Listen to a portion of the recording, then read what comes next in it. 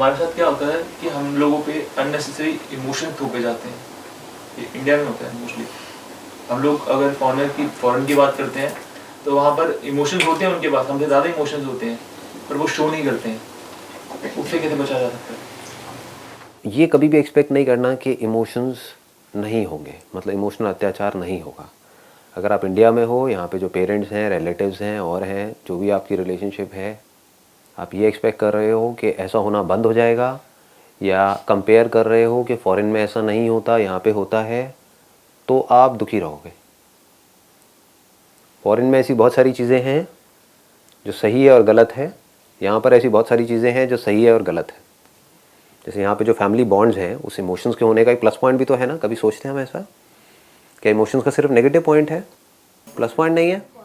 At least आपके parents आपसे emotionally attached हैं, नहीं तो उठा करके एक ऑर्फनेज में डाल दें आपको। अगर उनके अंदर कोई इमोशंस ही ना हो तो उसमें आपका फ़ायदा होगा, नुकसान ज़्यादा होगा?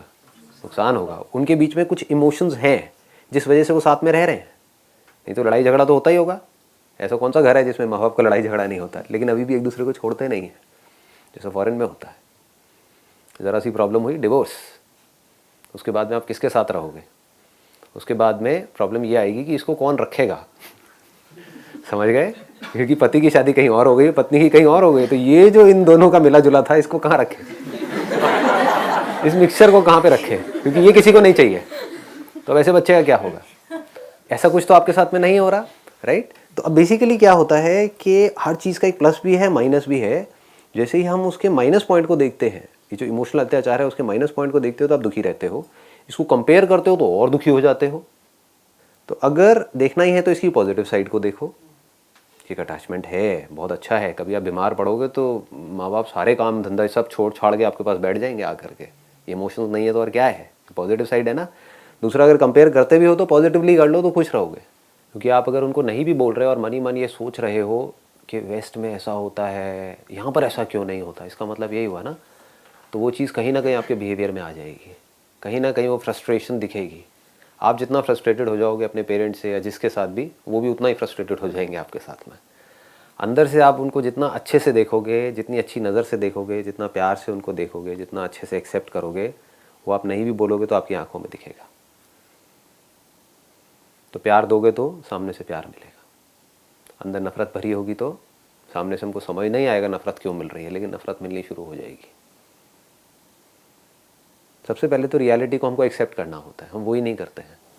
हम रियलिटी को चेंज करने की कोशिश कर रहे होते हैं, हम इस दुनिया को बदलने की कोशिश कर रहे होते हैं। हम ये नहीं समझते कि कुछ चीज़ें हैं जो बदली जा सकती है, जो हमारे से रिलेटेड है। आपको बाल अच्छे नहीं लग रहे, काट लो, कुछ बड़े कर लो, छोटे कर लो, बट आपके तो अच्छे लग रहे हैं वैसे।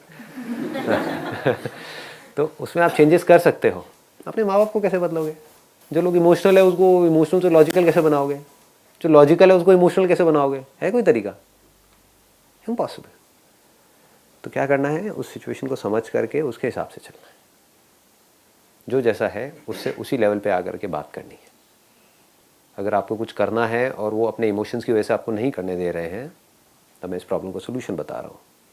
कि कोई हमारे पेरेंट्स हैं जो बहुत ज़्यादा इमोशनल हैं और अपने इमोशंस की वजह से आपको कुछ करने नहीं दे रहे हैं, तो जो आप करना चाहते हो उनको उनके पॉजिटिव इमोशंस के साथ में जोड़ दो। वो आपको कहेंगे कर बेटा। ये थोड़ा सा गेम है, धीरे धीरे समझ आएगा लाइफ में। सर अगर दोनों चीज़ें डिफरेंट हो तो? डिफरेंट ही है ना, that is what I am saying. It is different and it will always be different, क्योंकि एक जनरेशन गैप है ना। जनरेशन गैप नहीं भी है, आप मान लो आप ही की एज का कोई और है, आपका फ्रेंड भी है, तो क्या आप दोनों के ओपिनियंस हमेशा एक जैसे होते हैं? फिर डिफरेंट तो रहेगा ही ना। तो इस डिफरेंस में हम किस तरह से एक बीच का रास्ता निकाल सकते हैं, इसी को तो समझदारी कहेंगे। आपको कुछ और चाहिए लाइफ में, कोई और है उसको कुछ और चाहिए, यहीं पे तो क्लैश होता है ना। अब वो आपके पेरेंट्स भी हो सकते हैं, आपके हस्बैंड वाइफ भी हो सकते हैं, फ्रेंड्स भी हो सकते हैं, बॉस भी हो सकता है, कोई भी हो सकता है।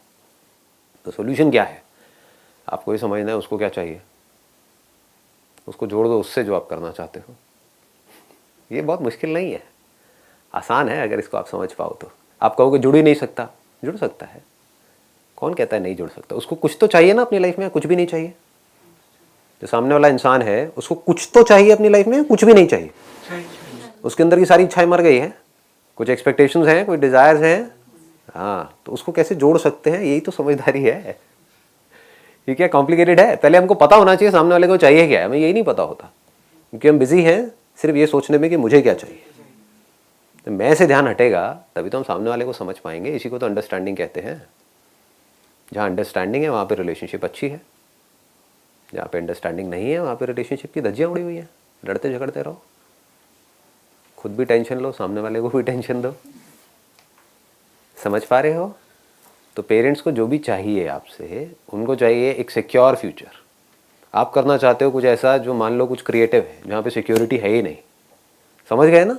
ऐसे ही क्लैशेस होते हैं। अब बात आती है इसको कैसे जोड़ेंगे। उनको ये बोलना है आप जो कह रहे हो मैं कर लेता हूँ, जो सिक्योर फ्यूचर की आप बात कर रहे हो, मान लो सरकारी नौकरी। पेरेंट्स को बड़ा शौक होता है सिक्योर जॉब, सरकारी नौकरी, मेरा बेटा अफसर बन गया, वट एवर इट इज। तो अब बात आती है आपको जो करना है आप उसको उससे कैसे जोड़ोगे। आप बोलो आप जो कहते हो मैं कर लेता हूँ, लेकिन आप भी मुझे जानते हो, मैं भी अपने आप को जानता हूँ। मुझे लगता है कि मैं वो नौकरी में चला तो जाऊँगा लेकिन ज़्यादा दिन टिक नहीं पाऊँगा। मेरे से ज़रा तो किसी ने कुछ बोला, आपको पता ही है, आप भी बोलते थे तो मेरे को गुस्सा आ जाता था। तो वहाँ बाबू ने मेरे को कुछ बोला, जो ऊपर मेरे बाबूजी बैठे होंगे, तो मैं तो नौकरी छोड़ छाड़ के आ जाऊँगा। तो कहीं ऐसा ना हो मैं यहाँ का भी ना रहा हूँ वहाँ का भी ना रहा हूँ, और एज भी मेरी निकल जाएगी, तब तक मैं कुछ कर भी नहीं पाऊँगा। तो कहीं ऐसा ना हो कि मैं फिर आ करके घर में ही बैठ जाऊँ आपके पास और ज़िंदगी भर आपको बैठ करके मुझे खिलाना पड़े, क्योंकि मैं तो चाह रहा था कि आपके लिए कुछ करूँ। तो मुझे लगता है कि वहाँ पर इतनी सिक्योरिटी नहीं है। तो बात करो सिर्फ सिक्योरिटी की। समझ पा रहे हो? हाँ, उनको सिक्योरिटी से मतलब है, उनको आपके इंटरेस्ट से कोई मतलब नहीं है, आपके पैशन से कोई मतलब नहीं है। इसको लाइफ बोलते हैं। हर एक को जो वो ठीक उसको लग रहा है उसको उससे मतलब है। आपको जो ठीक लग रहा है वो उसके लिए गलत है, क्योंकि वो उससे अलग है। तो आपने क्या किया, उनके ठीक से अपने ठीक को जोड़ दिया, लेकिन उनको पता नहीं है। उनको क्या चाहिए? सिक्योरिटी। अब अपनी पूरी लाइफ में जो भी आप करना चाहते हो उसको जोड़ो सिक्योरिटी से, कि मैं ये क्रिएटिव करने का सोच रहा हूँ, मुझे लगता है यहाँ पे ज़्यादा सिक्योरिटी है क्योंकि ना वो देखो, वो मेरा एक फ्रेंड है, वो कर रहा है, और वहाँ पे तो उधर सरकारी नौकरी में तो सिर्फ 20,000 रुपये से शुरुआत होनी थी, आज वो मिनिमम 25,000 रुपये तो कमा रहा है आज की डेट में। मुझे भी वहाँ पे पहुँचने में 6-7 महीने लगेंगे, और मुझे पता है एक बार मैं इस लाइन में घुस गया तो मैं छोड़ूंगा नहीं इसको। तो मैं यहाँ पे लगता है मैं ज़्यादा सिक्योर रहूँगा। बाकी आपकी मर्जी, बाकी आप जैसा आपको ठीक लगे मैं वही करूँगा। कहीं ऐसा ना हो ये टाइम निकल जाए, क्योंकि यही टाइम है कुछ करने का। मेरी वहाँ पे नौकरी भी लग जाए, पैसे वैसे खिला के, क्योंकि ऐसे तो सरकारी नौकरी मिलती नहीं है, तो सबको पता है ना। कहीं आप कहीं से पैसे का जुगाड़ करो और 5-7 लाख रुपए खिलाओ भी, सब कुछ करो, और कहीं मेरा थोड़ा सा लड़ाई झगड़ा हो जाए और मैं छोड़ छाड़ के कहीं घर पे आके ना बैठ जाऊँ, और वो 5-7 लाख रुपए का लोन भी देना पड़ेगा। तो हम कैसे करेंगे, वो सिक्योरिटी कैसे मिलेगी तो क्या कहेंगे कहेंगे तुझे जो करना है कर ले।